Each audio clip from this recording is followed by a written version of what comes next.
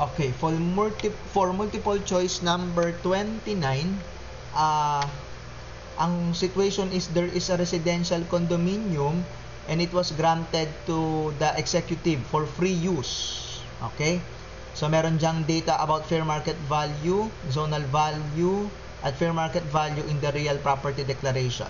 So ang pagko-comparing po mo dyan ay yung zonal value tsaka yung fair market value in the real property declaration. No, yung fair market value na 2,000,005 is irrelevant. So the higher between the two is 2 million. So yun po yung basis natin.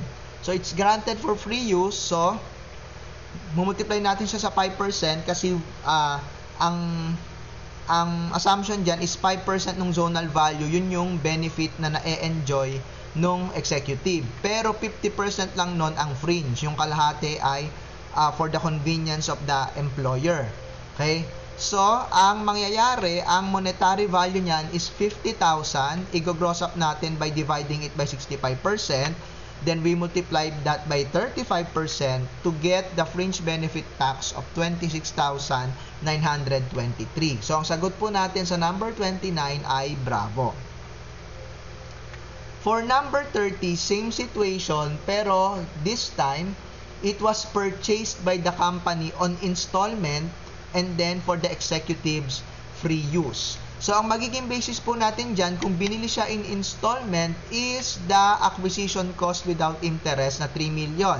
And again, because yung title naman hindi papasa sa executive, kundi for free use lang, we deem na 5% lang nung 3 million ang benefit na na-enjoy nung executive at 50% ng benefit na yon ang fringe. Yung 50% na natitira ay for the convenience of the employer or necessary talaga sa duty ng executive. Kaya ang monetary value niya annually is 75,000. Ang tinatanong pala sa atin dito ay monthly monetary value. So we divide that by the number of months in a year, 12. So ang ating monthly monetary value is 6,250.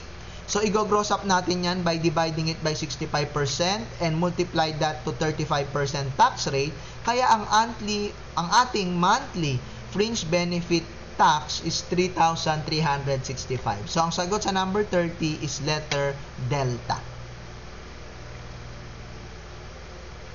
For number 31, ito naman po is the condominium was purchased in installment, pero ang ownership will be ita-transfer sa executive.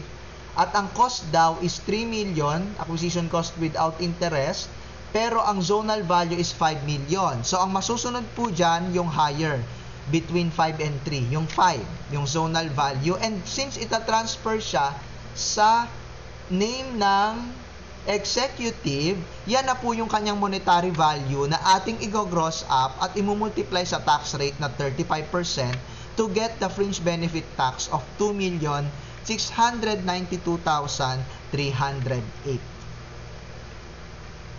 For number 32, ganun pa din kagaya ng 31, pero this time yung employee was required to give a 2 million payment for the condominium na itatransfer sa kanya. Kaya ang fringe benefit niya is the difference between the zonal value na 5 million at yung ibinayad niyang 2 million. So, ang monetary value is 3 million.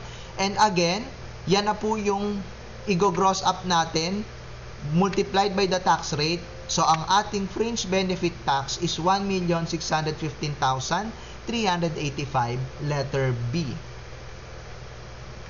For number 33, ang sagot po natin ay 0 dahil yung situation dyan, yung condominium ay ipinagamit sa kanya kasi kailangan niyang tumira doon for, nakalagay pa nga dyan, 3 months at kailangan niya daw yun kasi dadayo siya sa Cebu, may evaluate siya yata ang overall performance ng branches.